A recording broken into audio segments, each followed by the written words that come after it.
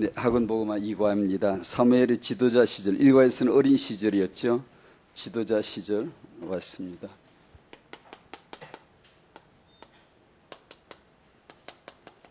일본 미스바 운동, 이번은 영적이긴 힘을 가졌습니다. 이거 3번은 가장 큰 사역을 했습니다. 3가지 나왔습니다. 성경은 오직 예수를 말씀하고 있음을 여러분 믿으실 거예요. 아실 거예요. 그러므로 우리는 예수를 알아야 됩니다. 성경이 오직 예수를 증언한다면 우리는 예수를 알아야 되죠. 예수를 아는 게 일생이고 인생이고 그것이 의미이고 가치이고 기준이고 그 외에는 아니다라는 거예요. 그 외에는 아니다라는 걸 아는 거죠. 왜냐하면 예수를 알았으니까 이제. 그전에는 이 남편이 기구나 이 물이 이 우물이구나 이 예배구나 늘 그러고 살다가 예수를 성령으로 알고 나면 이게 아니구나 분별이 되는 거예요. 그렇게 사는 거예요. 이제 살던 날 죽는 거겠죠. 그러면 그 예수로 말미암아 살았고 예수께로 가는 거예요. 그것이 인생이란 의미이죠. 그에 비해서 나라는 존재는 창세기 3장 반역과 그 반역질이 본성이에요. 본성.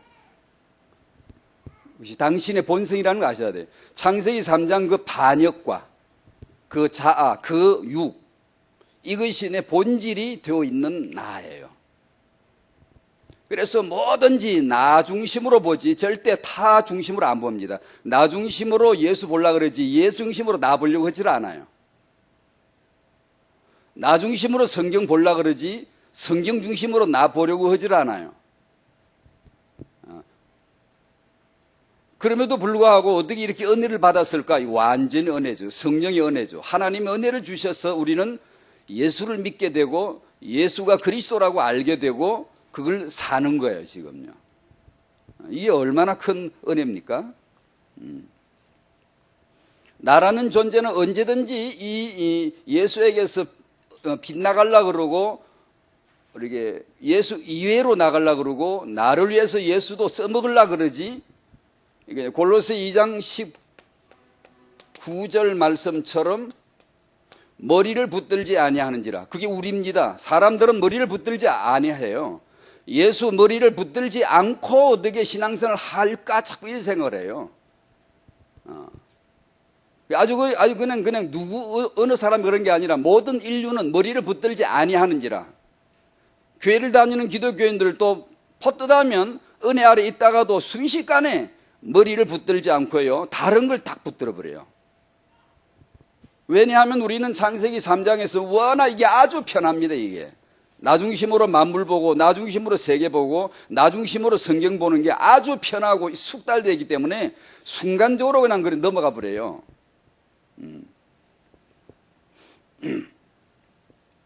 사무엘의 삶을 성경이 말씀하는 것은 사무엘을 배우라는 게 아니고 사무엘 같은 아이를 기르라는 게 아닙니다. 아니고 그걸 통해서 예수 하나를 알게 하려 하는 예수를 알라고 하시는 하나님의 반복된 일관된 메시지입니다.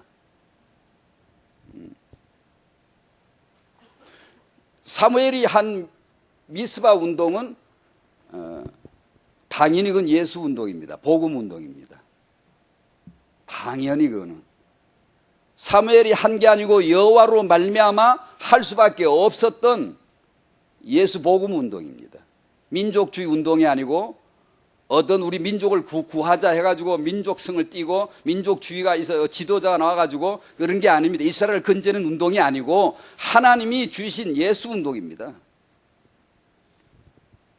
사무엘은 영적인 힘을 가졌어요. 무슨 힘이죠? 번제만이 힘입니다. 사무엘이 온전한 번제, 어린 양을 가져다가 온전한 번제를 드림으로 드릴 때 그 때가 예수 때입니다.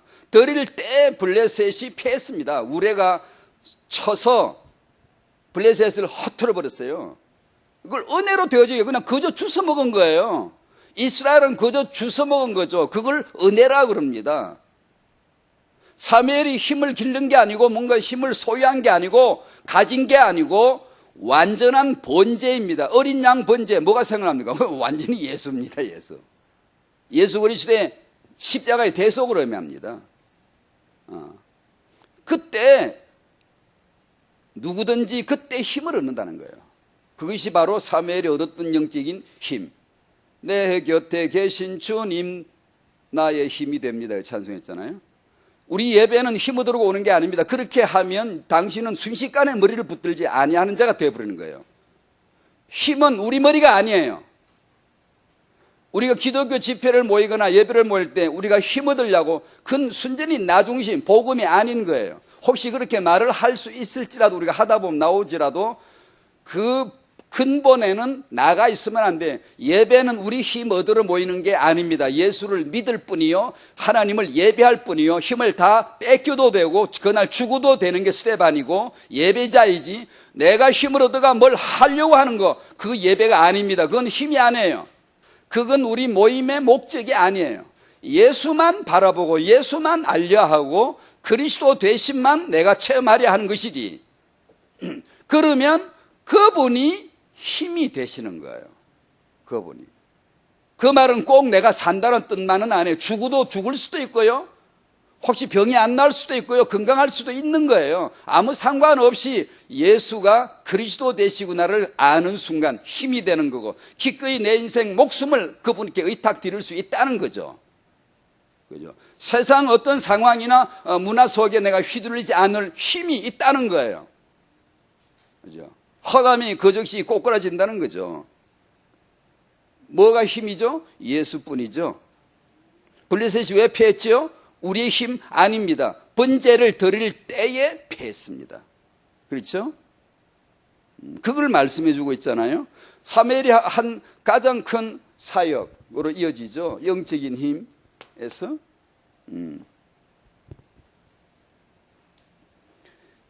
사무엘이 한 가장 큰 사역이 뭐죠? 사무엘상 16장 1절 13절에서는 그가 한 가장 큰 사역은 다윗에게 기름 붓는 겁니다. 우리 신약의 결론을 난 사람이 보면 이건 예수 믿은 거예요. 예수를 얘기하는 거예요. 다윗이 왜 기름 부음 받죠? 다윗이 뭐 만세까지 왕노릇 하나요? 솔로몬 때 가서 벌써 쪼개져 버렸어요. 몇 대도 못 갔어요. 내가 너의 위를 왕위를 영원케 하리란 말은 예수를 말씀하신 하나님의 말씀이지 다윗이 아닙니다. 다윗은 그림자요, 다윗을 통해서 예수를 나타내고 다윗을 통해 예수를 보여주기 위한 도구로 쓰이는 것이죠. 그러므로 사무엘이 한 가장 큰 사역은 뭐죠? 다윗에게 왕의 기름을 붓는 거죠. 그건 신학적으로 보면 예수 그리스도 기름 부음 받은 자 예수를 보여주는 정확한 그림이에요. 그게 우리가 할 가장 큰 사역은 예수 믿는 겁니다. 아멘. 우리가 할 수 있는 가장 큰 사역이 예수를 믿는 거예요. 기름 부음 받으신 자를 아는 거예요. 우리가 뭘 하는 게 아니에요. 이미 하나님이 다 했어요. 하나님이 하신 것을 아는 거예요. 그것이 가장 큰 사역이에요. 그러니까 이 복음이 자꾸 희미해지면 우리는 전혀 반대로 해석을 해. 자꾸만요. 뭘 하려고 그래요. 하는 건 갸륵한 것 같은데 기특해 보이긴 한데 그게 아니에요. 그건 하나님이 쳐주지 않는 거예요. 지푸라기 아무것도 아니에요. 왜냐? 예수를 모르거든요. 예수를 모르는 자의 특징, 반드시 뭘 하려고 그래요. 왜냐? 하는 것만이 다거든. 그 외에는 모르니까요. 내가 주를 위해 어떻게 살아야 될까? 굉장히 근사하죠. 아니요. 하나님이 어떻게 살아왔고 사셨고 살고 계시고 어떻게 사실 것인가, 영생부터 이제와 영원토록 하나님이 어떻게 하시는가를 아는 것이 믿음이고 그것이 신앙생활이고 그것이 큰 사역이지. 그러면 그분이 우리를 통하여 그분이 나타나신다는 거예요. 아멘이시죠? 이 복음을 항상 묵상해야 돼요. 항상. 안 그러면 순식간에 육으로 돌아가 버려요. 왜? 우리는 창세기 3장 워낙에 숙달되어 있기 때문에요. 내 행위 중심, 내 생각 중심, 내 마음 중심으로 뭘 보려고 그러지 절대로 예수만이 다다라는 데서 잘 못 들어가. 안 갈라 그래요. 왜냐하면 거기 가면 내 영광이 없거든. 나는 죽어야 되거든. 나는 쇠하고 그가 흥해야 되는데 그게 별로 안 좋아요. 별로 안 좋아. 우리는 워낙 인본주의 광기 있는 신자들이기 때문에 인본으로 살려고 하지 절대로 신본으로 예수 중심으로만 내가 살아도 죽어도 예수다. 그런 건요 무슨 용기 있게 한마디 뱉을 때나 하지 실제 삶에서는 그렇게 살고 싶지 않습니다, 여러분.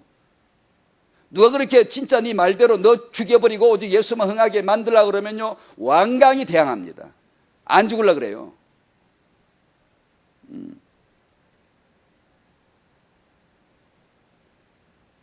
그래서 이 사무엘 룻기든 사사기든 사무엘상이건 사무엘하건 하나님은 반드시 그걸 통하여 사물이나 인물이나 어떤 사건이나 이런 제도를 통해서 하나님은 창세전부터 그리스도, 2000년 갈보리에서 그리스도, 성령이 그리스도 하시는 그 예수만이 그리스도이시라는 것을 증명하려 하신다는 걸 늘 알고 그걸 전제하고 보셔야 돼. 항상. 안 그러면 그냥 구약은 구약대로 해석해버리고 그냥 자기 중심으로 마음대로 윤리적으로 해석해버리고 도덕으로 가버리고 이렇게 되는 거예요. 그러면 이 신앙생활이 예수 영광을 알 리가 있나? 알 새가 없어요. 맨날 그냥 내 중심으로 생각하다 보면.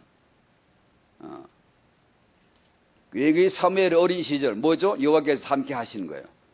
사무엘 지도자 시절 여호와께서 함께 하시는 거예요. 그럼 우리는 메시지가 여호와께서 함께 하시기를 축원합니다. 그게 함께 하심이 비밀이 뭐죠? 날고 기어도 없습니다. 답은 하나예요. 예수. 그분이 임마누엘이에요. 그분이 임재예요. 그렇죠? 맞죠? 그죠? 그렇습니다. 오늘 하루도 우리는 예수 때문에 존재 허용받은 시간이에요. 예수 알아가고 예수 생각하고 예수께로 가는 그런 하루가 되시기를 바라요. 맞습니다. 그래요. 지난번에 우리 요한복음 4장을 읽으셨죠? 네 가지 주제. 물, 우물, 남편, 그 다음 뭐지? 예배, 메시아. 그 핵심이 뭐죠? 죄다 다 통틀어 그냥 가릴 거 없습니다. 다 그냥 통틀어서 한마디로 딱 원 메시지가 나 하나가 딱 한 길, 한 진리, 한 답이 나옵니다. 예수만 참 생수다. 예수만 참 남편이다. 예수만 참 예배다. 예수만 참 메시아시다. 그거예요. 그 예수를 체험하고 나면 다른 것이 가짜라는 게 분별이 되어져요. 안 그러면 분별 안 돼요. 왜냐? 우리를 속이고 100번 만번도 속일 수 있을 만큼 완벽하게 훌륭한 것들이니까. 너무나 아니 훌륭한 게 아니고 내가 그냥 내 자아가 이미 그걸 갖고 있어요. 이미 예수 아닌 다른 답을. 그걸 성경은 육이라 그럽니다. 표현할 때.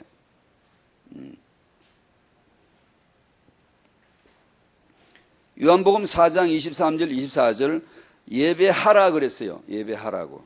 그러므로 우리는 인간은 반드시 예배하는 사람이 되어야 되죠. 예배하라고 딱 떨어졌어요. 지금 오다가 명이 떨어졌어요. 언약이 뚝 떨어졌어요. 예배하라 그랬어요. 그럼 우리는 이제 예배해야 되죠.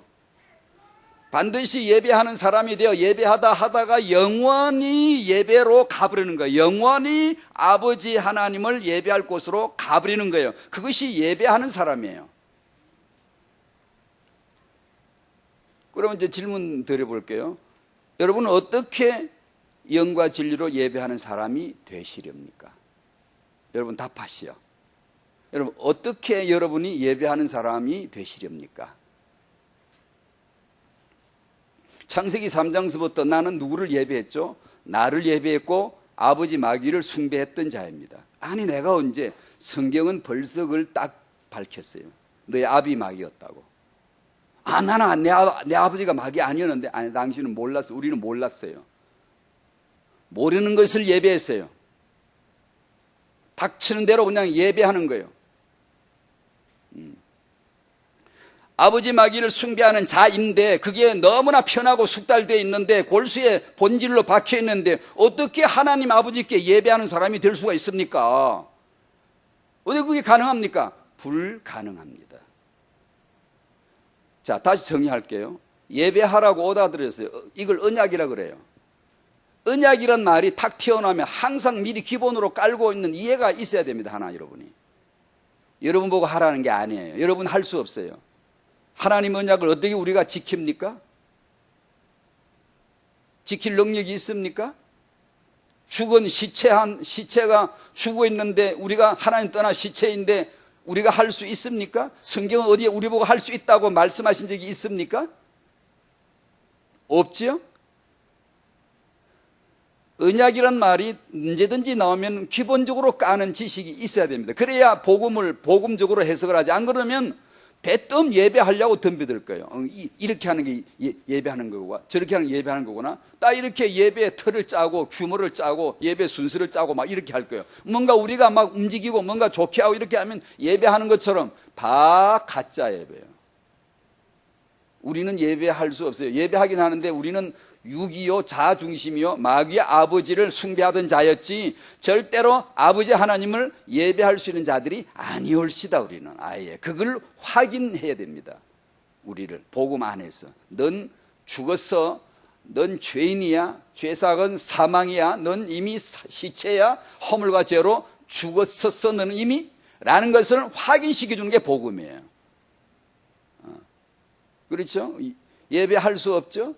예배 절대 할 수 없음을 알아야 참 예배를 찾지. 예배를 어중간하게 배워놓으면 자꾸 자기 예배를 하려고 할 거 아니야. 평생 그러다가 참 예배 한 번도 모르고 그냥 꼴깍 가버리는 거예요. 난 예배할 수가 없는 자예요. 말씀은 예배하라고 하셨는데 어떻게 한다는 거예요? 하나님 아버지를 참되게 예배하는 한 사람 예수밖에 없음을 알아야 되고, 그분만 영과 진리심을 알아야 되고, 그분만이 예배자이심을 알아야 되고, 그분만이 메시아이심을 알아야 돼요. 그분은 예배가 돼요. 그분은 아버지와의 관계가 돼요. 사람으로 오신 그분은 아버지와의 관계에서 온전한 관계가 성립돼요. 예배는 관계입니다. 관계. 하나님이 내 아버지야 라고 눈이 딱 떠지는 순간 바로 그 관계가 예배예요. 예배. 우리가 뭘 하는 게 아니고 그분은 내 아버지야, 아버지였어서 아버지야 라고 아는 순간 그 관계가 모두 예배예요. 그렇죠? 그러므로 메시아이신 예수님을 믿으라는 거예요. 어째서 예수 믿는 게 다라고 그럴까요? 예수가 왜 다 이뤘다 그럴까요? 예수가 모든 것을 다 완전히 충분하다고 왜 그럴까요? 예, 복음이거든요. 그게 바로 복음이거든요.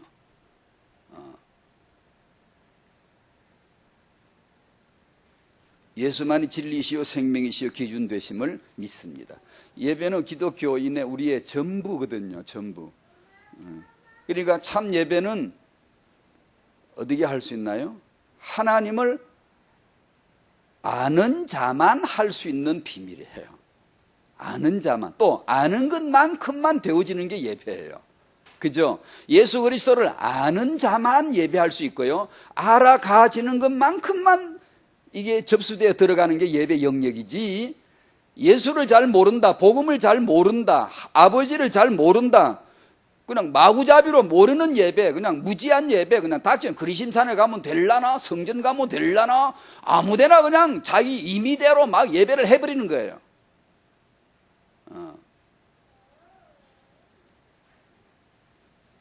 하나님 예수 그리스도는 자꾸 높아지고 나는 자꾸만 낮아져 가는 게 예배입니다.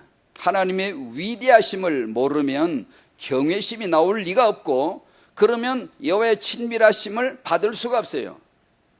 여호와의 친밀하심이 그를 경외하는 자들에게 있으며 그때 그의 언약을 그들에게 보이시로다. 즉 예배가 됩니다.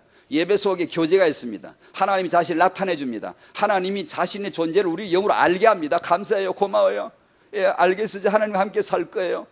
이런 예배 용어가, 고백이 옆 사람 모르겠는데 이상하게 혼자서 그런 소리를 하고 있어요. 예배하면서 파 갈라져 싸우거나 예배한다면서 분노하고 이러는 거 물어보나 마나 가짜 예배예요. 물어볼 것도 없어요. 바로 그냥 가짜 예배예요. 얼마나 그런 일이 많습니까 지금? 이단 분별도 예배로 해야 바로 하지, 파가 갈라져 가지고 감정적으로 사회가 안 좋아가지고 이런 이단 시비는 예배 없이 한 이단 분들 가짜예요. 전부 가짜예요. 예배하는 사람이 우리가 할 일이지, 우리가 예배한다면서 그런 거 가짜예요. 보나마나 바로 가짜예요. 예배 속에 그런 거 없어요. 지금 하나님과 함께하는 자리에서 어떻게 그런 일이 있을 수 있어요? 그 가짜거든요. 기독교인 우리들의 삶의 존재의 전부는 예배입니다. 그만큼 중요합니다. 예배하는 사람 되시기를 바라요. 예배는 뭐다라는 것은 정말로 명확하게 다 알고 있으시기 바라요. 타영아 부모, 예배를 가르쳐 줘야지 육아를 가르쳐 줘가지고 그게 인본주의 극치를 이루는 거예요. 난 이제 육아만 배우면 될 거라고 천만에요. 당신은 착각하고 있어요. 머리를 붙들지 아니하는지라요. 그게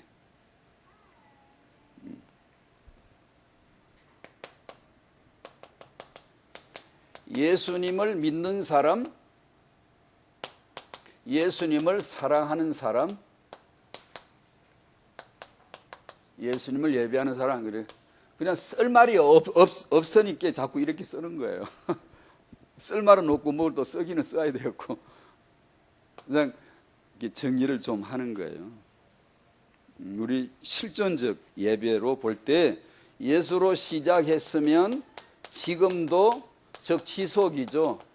지금도 예수로 살고 있는 것이 복음 받은 자이다. 여러분 예수님 믿으시죠? 구원 받으셨습니까? 죄사함 받으셨습니까? 감사하시나요? 네, 감사했죠? 그걸 지금도, 또 지금도 우리는 하루살이처럼 지금 사는 거예요. 그러다가 예배하다가, 오늘 예배하다가 영원한 예배가 그리 좋은가? 영원한 예배하는 곳으로 가버리는 거예요. 영원히 내 아버지 하나님 앞에 그냥, 그게 예배입니다. 예배. 지금 하나님 아버지 앞에 살다가 그냥 긴가민가 그러다, 아 맞아 지금 아버지가 함께 하는 거야. 또 저 긴가민가 하다가 또 아른아른 하다가, 아 맞아 지금 하나님이 나와 함께 하시는 거지. 이런 식으로 예배 혼미하고 있다가 지정신을 잃고 있다가 순간순간 잃지만 또 찾아내고 이렇게 하다가 그 예배를 지키고 예배를 하고 이렇게 하다가 영원한 예배로 쑥 들어가 버리는 거예요. 이제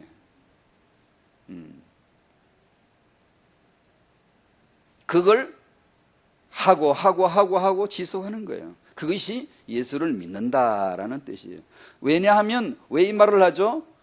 우리 창세기 3장 이 본질은 머리를 붙들지 아니합니다. 시작을 예수로 했지만 얼마 후에 예수가 없어지기 시작해요. 제가 제 신앙 여정 코스가 딱 그랬거든요. 그걸 정확하게 저는 압니다. 분명히 선을 그을 수 있어요. 승리한 건 나로 말미암은 건 하나도 없어요. 전부 다 은혜로 말미암았습니다. 알 수가 있고, 내가 좀 잘해보려고 했을 때부터 여지없이 무너지기 시작했어요. 근데 왜 무너지는지를 몰랐어요. 한참 헤매다가 드디어 이제 수면 위로 뜨기 시작했어요. 아, 알았어요. 제가 안 게 아니라 은혜로 드디어, 복음이라는 게 이런 거지, 이런 거였지. 제가 처음으로 은혜 받을 때가 생각이 나고, 그렇지, 하나님 일방적 행위였지, 그분이 어떻게 행하셨는가라는 거지, 은혜를 받는 거지, 그분이 임하시는 것이지, 오직 믿음으로 되는 것이지, 나를 내려놓는 것이지. 그 평범한 선배님들이 늘 해주시던 말씀들이 그게 너무나 상식선에, 우리가 말하는 상식, 늘 하고 듣고 했던 그 말에 다 답이 있다는 거예요. 근데 그걸 몰랐던 거예요. 한참 헤맸습니다. 그걸 금방 잃어버립니다. 에베소 교회가 계시록 2장 4절에 처음 사랑을 홀라당 버려요. 금세 버려요. 아마 눈을 빼줄 듯이. 나는 오직 예수밖에 없어. 우리가 예수는 그리스도, 완전 예수밖에 없어. 며칠 됐다고 금방 희미해져 가버려요. 갈라디아 교회가 금세 속히 떠나 다른 복음을 따르는 것을 내가 정말 이상하게 여기노라.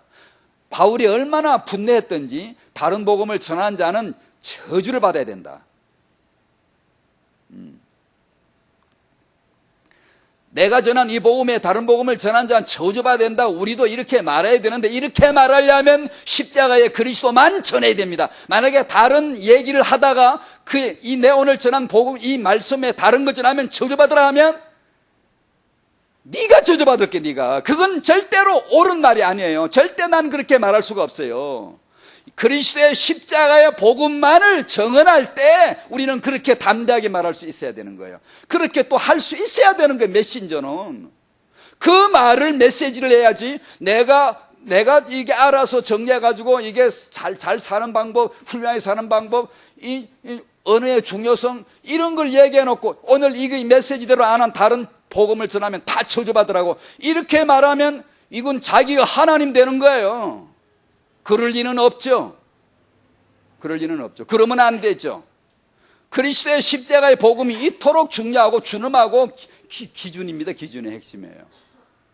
그런데 또 말씀드리면 우리는 이 육이라는 본성이 머리를 벗어나는 아주 숙달된 나를 가지고 있기 때문에 삽시간에 이걸 떠나고, 지금은 그저 예수가 감동도 안 돼요. 그저 오직 예수할 때 그 감동과 밀려드는 그 희열과 임재가 있었지만, 아니 지금은 왜 그게 없어지고, 지금은 그냥 다양한 주제들, 다양한 것들이 너무 내 마음을 차지하고 있고, 이렇게 금방 그렇게 될 가능성이 짙다는 거예요. 기독교계에 뭐 꼭 그렇게 표현하면 안 되겠지만 어떤 대세처럼 돼 있어요. 흐름처럼 돼 있어요. 초대 교회 때부터. 그걸 예수를 믿는 게 너무 소중하고, 처음으로 구원을 받는 게 너무 소중하고, 이제 그 다음엔 금세 얼마 후에 그 감격을 잃을 게 뻔하다고 봐야 돼요. 어느 정도는. 또 그게 육을 가진 우리로서는 정상적인 이 웨이브를 타는 것이고, 원래 이게 정상적입니다. 육을 가진 존재로 볼 때는 처질 때 예수밖에 없구나 깨닫는 거고, 올라갈 때 예수밖에 없구나 깨닫는 거고, 내려갈 때 예수밖에 없구나, 전부 그거거든요. 이걸 다르게 해석 내리면 내가 평생 예수 믿는데 이 중풍이 왜 걸렸어? 아니 그게 어땠어요? 중풍이 걸려도 나는 예수를 잘 못 믿어 이러나 보다. 절대 그러지 마세요. 괜찮아요. 나는 정말 오직 예수만 필요하다는 은혜를 내가 깨달을 수만 있다면 아무 상관없습니다. 꼭 예수를 잘못 믿어서 병이 걸린 것만 아니에요. 그러면 성경에서 기독교 역사에서 병을 가지고 죽은 채 죽을 때까지 병 가지고 죽은 그 엄청난 믿음의 선진들, 그거 어떻게 해석하려고 그럽니까? 예수 믿으면 다 부자 되나요? 다 건강하나요? 그 저주받은 건가요? 그렇게 하면 안 됩니다. 무슨 일이든 괜찮습니다. 심지어 죽는 것도 괜찮은데 아직도 안 죽었잖아요.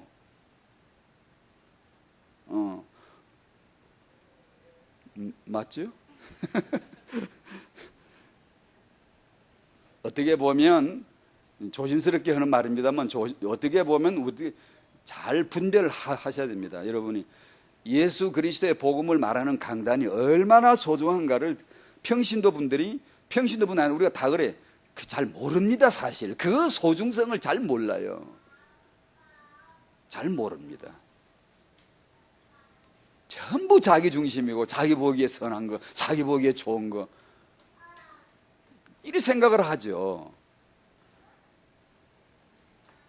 아무리 설교를 은혜되게 해도 그건 설교지 복음 아닙니다. 십자가의 복음, 그리스도의 복음이 안 나오면 듣지 마셔야 돼요. 여러분 그게 분별이 되시나요? 거의 안 될걸요.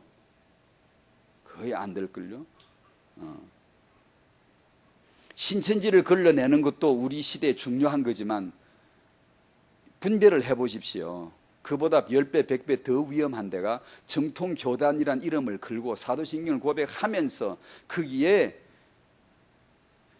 진짜 그리스도의 복음이 없이 존재하는 더 많은 위험들이 덫이 얼마든지 더 많다는 걸 분별해 보십시오. 여러분,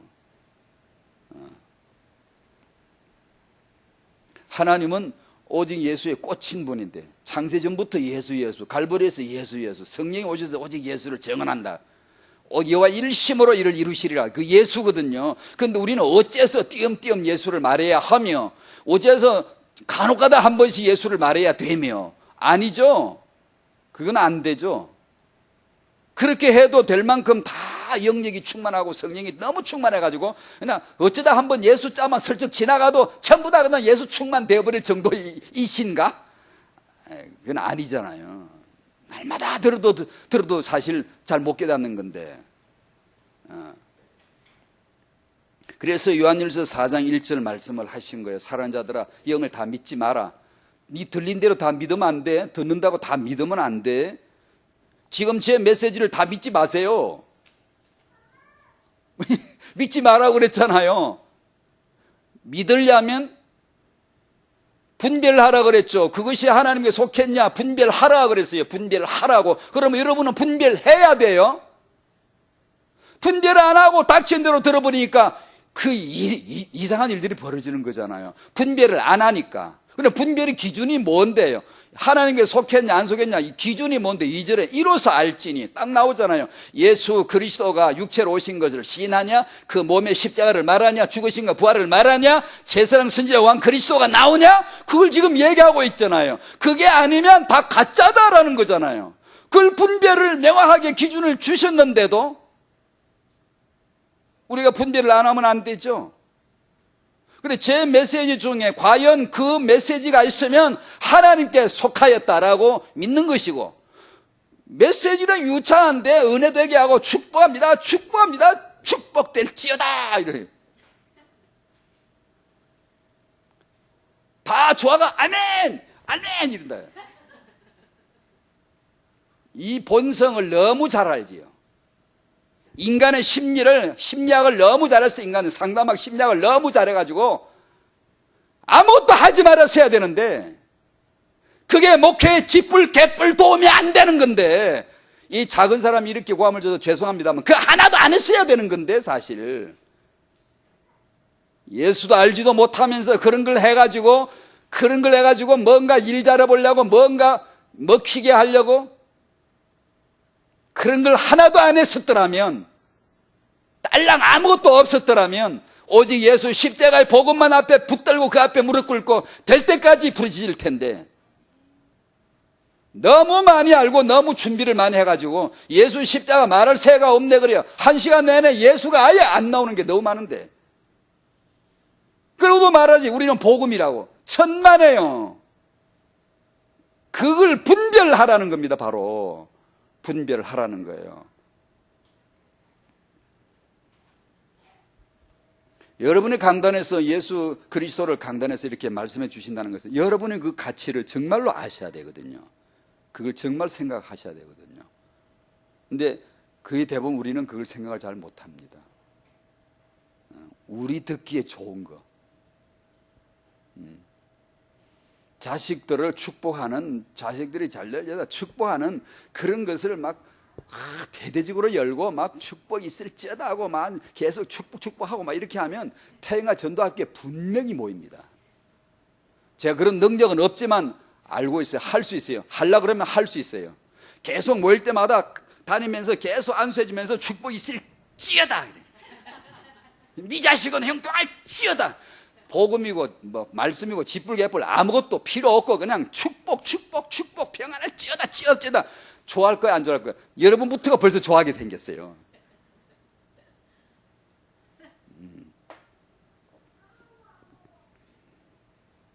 예수 그리스도를 얘기하면 분별하는 자만 알아듣는 거예요.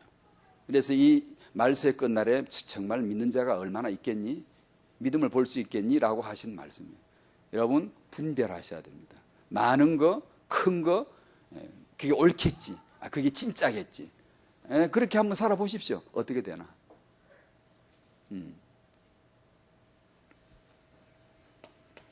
예수 이름을 아주 허황되게 영웅 논리로만 쓰고 응답, 축복, 권세 이런 데만 막 쓰고 이웃을 사랑함으로 예배자가 되고 십자가의 죽음으로 예배자가 되는 이런 것은 잘 돌아보질 않아요. 저 그냥 부끄러운 얘기지만 기독교인들끼리 패가 갈라져가 둘이 막 싸우면서 이쪽 편은 저쪽 편을 비난하는 어떤 막 피켓을 들고 있고 이쪽 편은 또 이쪽 편은 예수 이름으로 명하노니 그 피켓을 내려놓을지어다. 기독교인들이 이러고 있습니다. 지금 예수 이름을 그런 데 쓰라고 주신 거예요. 그 도대체 어디서 배운 거예요?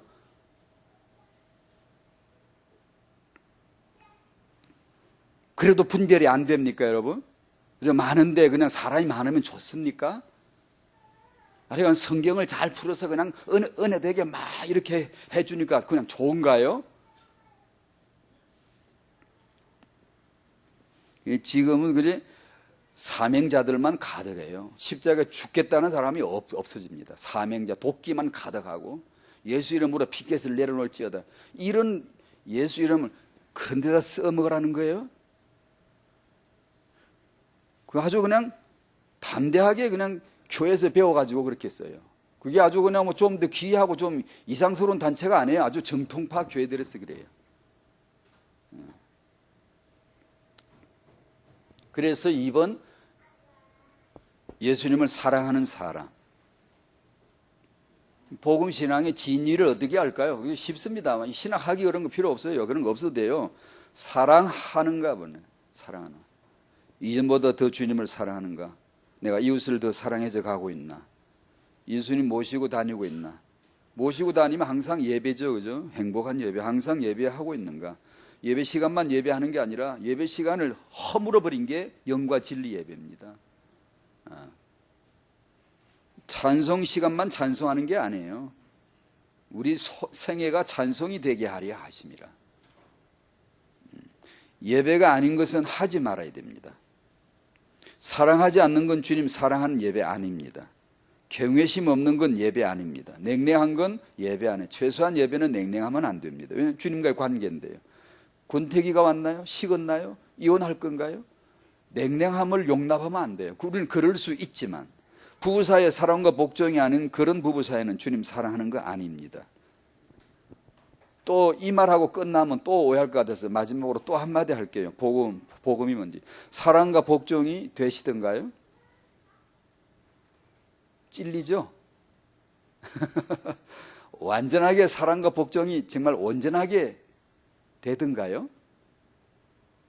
잘 안 될 겁니다. 솔직히 말해서. 될 때도 있고 안 될 때도 있고 조금 될 때가 좀 더 크게 무너질 때도 있고 또 정신 차리고 좀 더 하기도 하고.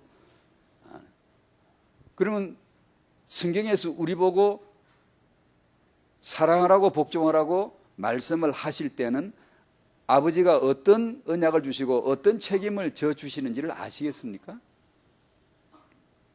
여러분이 율법적인 짐을 지고 부담감을 가지고 찔리고 그러라고 주신 하나님이 가부장적인 가장이 돼가 무섭게 해초리치는 언약이 아닙니다. 그런 아버지가 아니세요.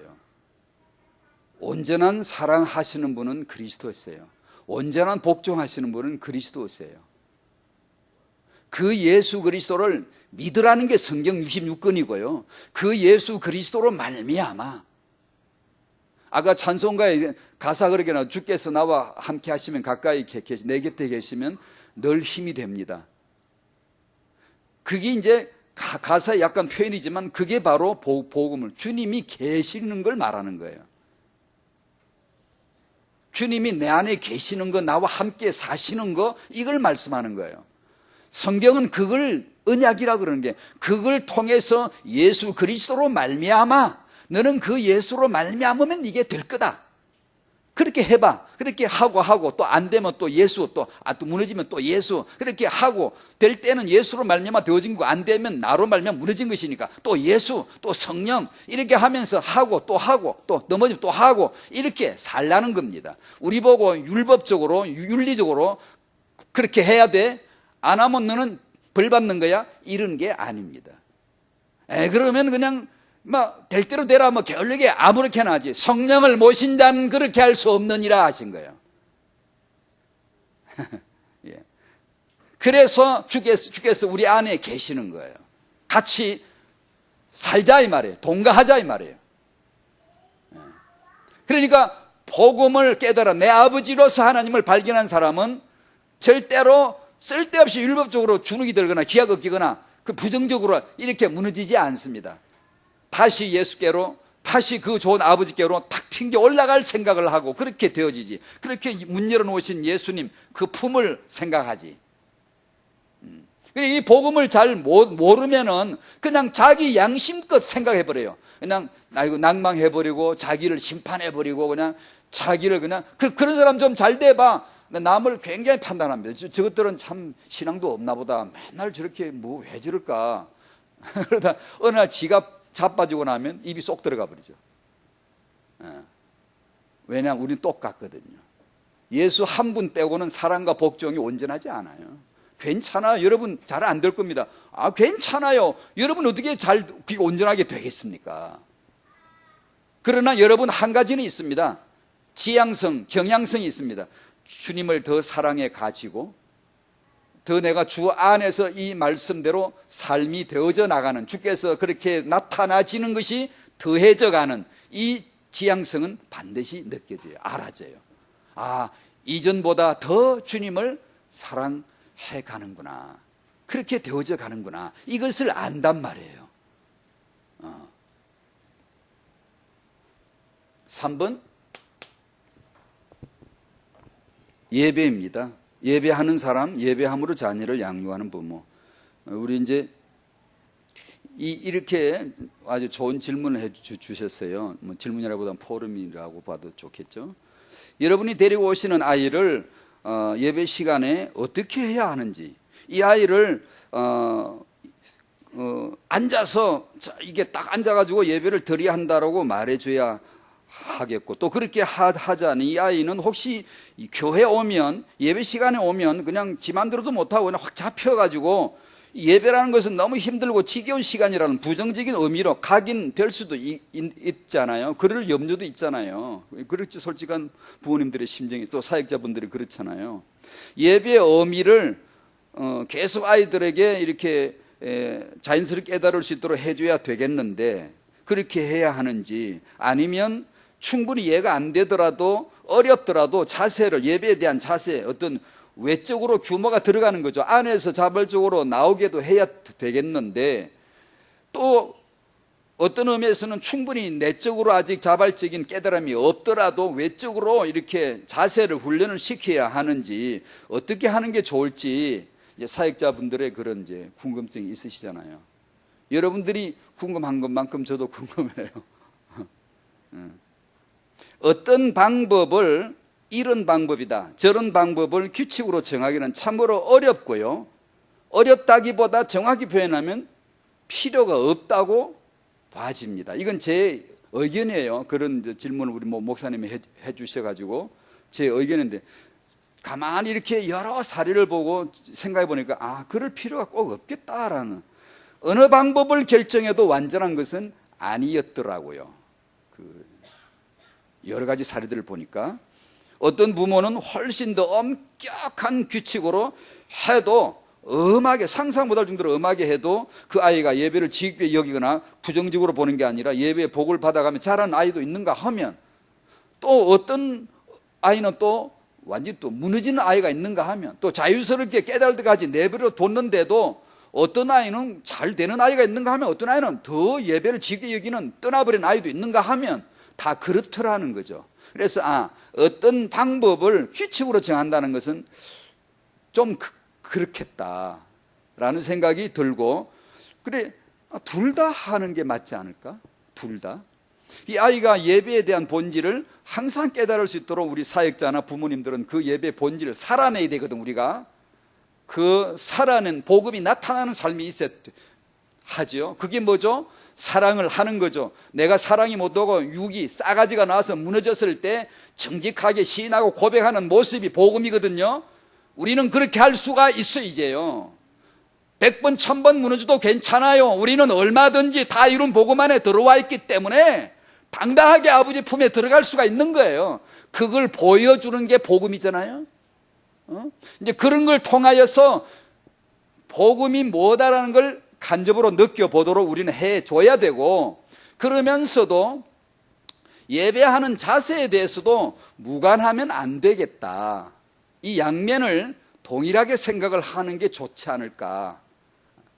또 꼭 예배는 우리 거룩한 공동체이고, 또 사회에 나가면 사회 공동체이고, 국가는 국가 공동체, 거기는 공동체 의식과 공동체 질서가 필요합니다. 여기 예배 공동체는 질서가 필요하죠. 당연히 한 인격적으로라도 질서는 배워야 되거든요. 그런 면에서는 아이들에게 가르쳐 줘야 되겠죠. 이렇게 모일 때는 이렇게 하는 것이다, 저렇게 하는 것이다, 수십 번 반복해서 설명해 주고, 그래도 아이가 후루룩 쫓아다니고 엉뚱한 짓을 하면 너그러이 용서하고, 아무도 속으로 저 인간은 애는 왜 저렇게 놔두는지 모르겠어, 이렇게 하지 마시고, 왜냐, 어떤 분은 신경이 굉장히 거슬린다 그럽니다. 실제적으로 토론을 하는데 굉장히 신경이 거슬리는 분들이 있어요. 예배 시간 저게 뭐야, 이렇게 속으로 막 이렇게 하는 분들도 있거든요. 근데 그런 면에서 우리 어르신들은 너그럽게 안 너그러워질 겁니다. 그러면 방법을 가르쳐 드릴게요. 예수께만 주목 딱 하십시오. 그러면 옆에 벼락이 터져도 몰라야 돼. 애가 왜 돌아다니게 눈알이 맨날 따라다니면서 지가, 그러면서 왜 애가 저런지 모르겠다 그러지 말고 당신이 주님을 주목하지 않구만요. 그런 줄 아시고 잊으시오. 그냥 잊고 예수 주목을 하시면 되고, 그러니까 이 아이가 예배의 분위기를 허트릴 만한 행위를 하는 것을 보고 있다든가 그냥 방관하면 그건 안 좋아요. 왜냐하면 공동체에는 공동체 의식이라는 게 반드시 들어가야 돼요. 나만 사는 게 아니에요. 같이 살잖아요. 어린애가 알까요? 알다마다요. 알다마다요. 그것을 억압하거나 상처를 줄 만큼 하라는 게 아니라 또 설명하고 또 설명하고, 특히 그 당사자 부모님은 자기 아이가 뛰돌아다니면 참 부담스럽겠죠. 그런 면에서 다른 분들은 너그리 이해를 해드리셔야 되고요. 그러나 본인은 이 아이에게 공동체 의식을 가르쳐야 돼라고 하는 결론이 나 있어야지, 그걸 엄마들이 모여서 포럼을 하고 서로 알려주고 해야지, 우리는 이렇게 해보자, 선의의 약속도 서로 해보고 예배 시간 아이를 우리 이렇게 관리해보자, 이런 걸 해야지. 아이가 그냥 막 뛰어다니고 예배 분위기를 허트는데도 그냥 내비두고 나는 은혜 받으면 돼, 뭐 적기만 안 잡고 이렇게 하는 것보다 참 수고스럽지만, 부모된 우리가 아이를 어떻게 공동체 의식을 가르칠 건가에 대해서는 반드시 생각을 하셔야 된다는 거죠. 그죠? 너희 나와봐, 데리고 나가서 실컷 두드려 패고 이러지 마시고. 왜냐, 지가 쪽팔렸거든, 이 새끼 때문에. 그러니까 그러지는 마시고, 우리도 복음을 못 깨달아 이러고 살고 있는 주제에 지나 똑바로 아시오. 그러니까 그러지 마시고 상처나 억압을 하지 않는 차원에서 반복해서 가르쳐 설명해주고 또 기도해주고 설명해주고 또 기도해주고 반드시 알 줄로 믿습니다. 주님의 시간에 알 줄 믿고 그렇게 해 주셔야 되지 않을까. 제가 이렇게 이제 전도학교 다니면서 이 얘기도 좀 하고 싶네. 그런 게 있습니다. 우리 세계비전교회에서는 그런 경우가 없지만 모처에서는 그런 경험들이 있어요. 갑자기 그냥 파장이 나, 그냥 하기 싫어. 전도하기 메시지도 하고 싶지도 않고 다. 그러니까 저는 그런 걸 잘 모르고 둔감합니다만은, 그런 사람이라도 알 수 있는 게, 이 영적 역사 다 꺼져버렸다 싶은 게 있어요. 너무 힘들고 나도 뭘 말할지도 모르겠고 그냥 뭘 말하는지도 모르고 진정신도 아니고 그냥 전부 다 눈들이 송장 같고 그냥 다 시체들 같고 아무도 주님을 주시하는 기색이 전혀 안 보이는 거야, 그 내면의 상태가. 그때 그런 경험을 제가 몇 번 했거든요. 했는데 한 번은 얘기했습니다.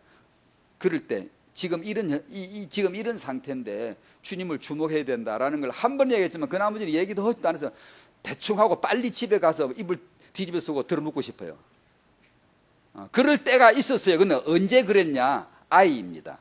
아이가 전도학교 시간에 막 돌아다닐 때가 있었어요. 되게 그렇습니다. 태영아 전도학교는 그게 분위기가 다 그런 게 있어요. 있는데 문제는 그 아이 때문에 그런 적은 한 번도 없고요. 그 아이로 인해서 어른들의 주의 중심이 싹 아이한테 가 있어요. 쏠려 있어요. 그게 아주 역력히 보여요. 보니까 주님을 향한 믿음의 그 시선은 전혀 없고 텅 비어 시체 같아 다요. 송장이 눈이 뻥 뚫린 것처럼 그래요. 앉아가지고는 아무런 이 주님에 대한 향한 마음이 없이 그냥 오로지 우르르 또 딸다는 그 눈알들이 굴러다니는 게 막 자갈밭에 수레 같아.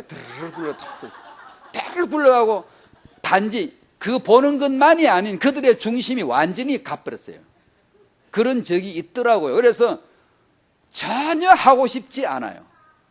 에이, 욕이 나오려고 그러고 파장을 때려 치워버리고 싶고 그냥 그러고 싶더라고요. 그럴 때가 몇 번 있었어요. 그런데 그때마다 아이들 때문이 아니고 그 아이들로 말미암은 어른들 때문이었어요.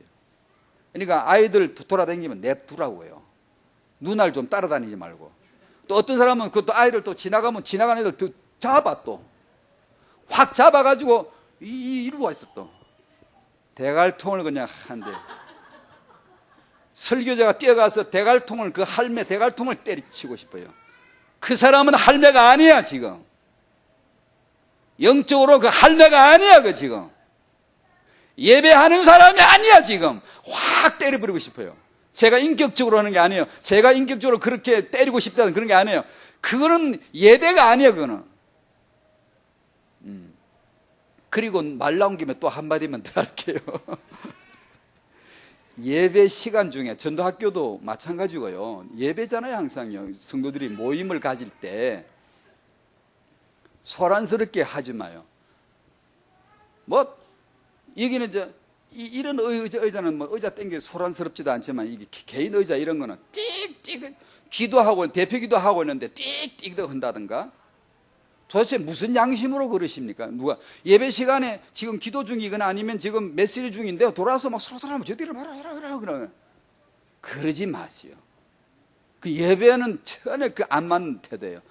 조용히 여러분 눈을 설교자에게 딱 주시를 해 주셔야 됩니다. 근성근성 그냥 눈망울이 퍼져가지고 그냥 아무렇게 하나 이렇게 실실 이렇게 그것도 꼴보기 싫어. 너무 꼴보기 싫어요.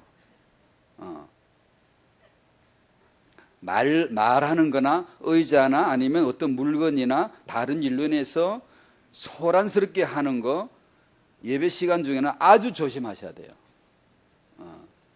잡음을 넣지 마시오. 예배를 귀중히 여기셔야 됩니다. 그것만 하고 이제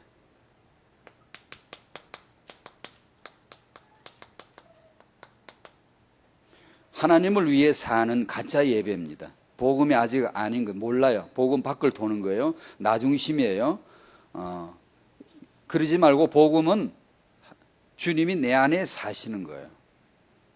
그것을 누리셔야 돼요. 그 예배 가운데서 양육을 해야지 하나님을 위해서 한번 뭘 잘해보려고 당신 힘들어가면 자기 중심일 뿐이고 그건 가짜 예배일 뿐이고 그건 진정된 영적인 축복이 아니에요. 이 복음 안에 들어가지 않는 사람의 특징이에요. 그게 나라도 당장 그래요. 제가 아까 말씀드렸죠. 복음을 은혜를 받았지만 한동안 또 그걸 바깥에서 뱅뱅 돌다가 힘들어요. 그러면 사람이요 뭘 해도 힘듭니다. 사람 보기엔 안 힘든 것처럼 아무리 꾸며도요 아니요 힘들어요.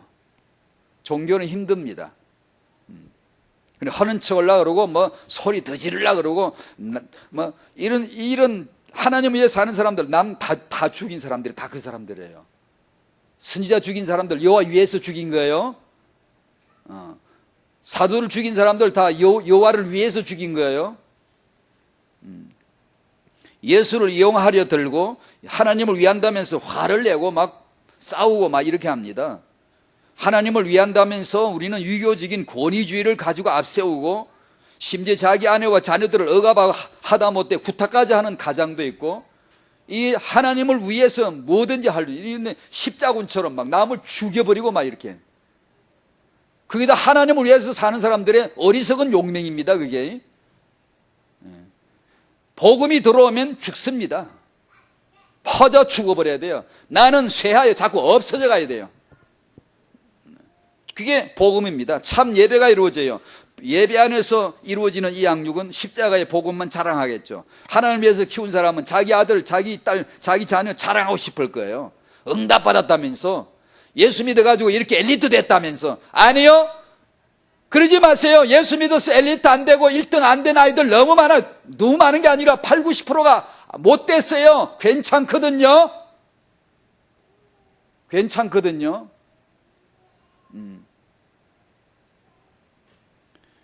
주님이 내 안에 사시도록 해드리는 것, 그 속에서 영생하도록 솟아나는 샘물이 되리라. 예수 아닙니까? 갈라디아 2장 20절 나는 죽었다 내 안에 그리스도가 사시는 것이다. 복음 아닙니까? 골로새 1장 27절 비밀은 이것인데 그 속에 네 속에 거하시는 예수시다 그러지 않습니까? 이게 영원한 복음이에요. 이게 창세전에 하나님이 이걸 계획하셨어요. 우리 안에 들어오시고 싶었은 거예요. 우리 안에 하나님이 자기가 사시고 싶은 거예요. 우리가 신앙생활 잘해야 돼. 이건 복음 아니에요. 하나님이 이렇게 살았어. 하나님이 이렇게 영수전에 이렇게 사셨어. 하나님 지금 내 안에 이렇게 사셔. 하나님이 이렇게 의지를 가지고 내 안에 사시는 거야. 이 예수, 이 복음, 이걸 아는 걸 복음이라 그러는 거예요. 거기는 무한 성리가 있는 거예요. 감사가 있는 거예요. 왜냐? 배우지니까. 나는 형편없는데 그분이 내 안에서 성례하시니까 성례의 열매가 막 나오네. 이게 내 열매가 아님을 알거든. 내가 사랑하는 척하고 기쁨이 있는 척, 참아내는 척, 이렇게, 그건 언젠가 한쪽으로 폭발할 날이 와요. 성질 부릴 때가 있고요. 그렇죠. 그건 아니에요. 그래서 이 복음이 태영아에 뭐 그대로 적용되는 거예요. 주님이 여러분 안에, 우리 안에 사심으로 복되게 사시기를 바랍니다. 복되게. 아이를 잘 키우려고 힘 빼시기 바라요. 죽으십시오. 쇠하여십시오. 쇠하여져요. 예수님 어떻게 잘 모실라나? 예수님 어떻게 알라나? 예수님 아세요? 알지요? 더 아시길 바라요. 더 아셔야 돼요. 더 안다는 게 뭐죠? 이전보다 더 주님 사랑하게 되는 거예요. 이웃을 사랑하게 되는 거예요.